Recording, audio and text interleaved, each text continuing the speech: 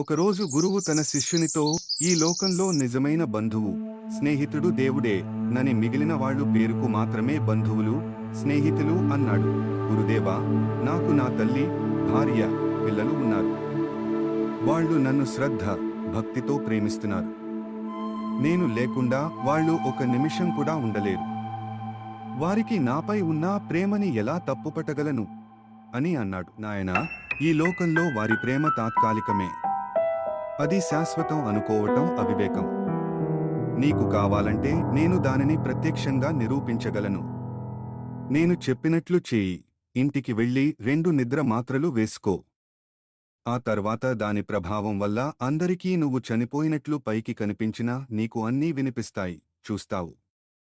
అలా గురువు ఒక ఉపాయం చెప్పాడు. 2 రోజుల తర్వాత తన గురువు చెప్పినట్లుగా శిష్యుడు 2 మాత్రలు మింగి స్పృహ లేనివానివలే మంచంపై పడుకున్నాడు. అతని తల్లి, భార్య మరియు అందరు చూసి బాధపడుతున్నారు.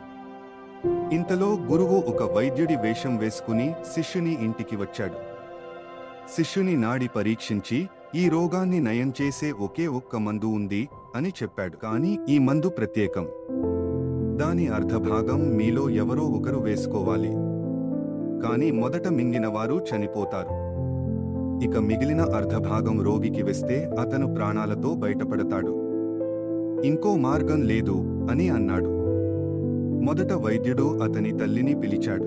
ఈ మాటలు అన్నింటినీ శిష్యుడు మంచంపై పడుకుని వింటున్నాడు. తల్లి మందు చేతుల్లోకి తీసుకుని కొంతసేపు ఆలోచించి, నాకు ఇంకా కొంతమంది పిల్లలు కూడా ఉన్నారు. నేను చనిపోతే వాళ్లను ఎవరు పెంచుతారు? కాబట్టి నేను త్యాగం చేయలేను అని చెప్పింది. ఆ తర్వాత వైద్యుడు రోగి భార్యని పిలిచాడు. ఆమె మందు చేతుల్లోకి తీసుకుని బాధపడుతూ కొంతసేపు ఆలోచించి, అయ్యా, నా భర్త కోసం నేను చనిపోవడానికి సిద్ధంగా ఉన్నాను. నేను లేకుంటే నా పసిపిల్లలను ఎవరు చూసుకుంటారు? కనీసం నేను పిల్లల కోసమైనా జీవించాలి అని బదులు చెప్పింది. ఈ సమాధానాలు విన్న శిష్యుడికి గురువు చెప్పింది అర్థమైంది.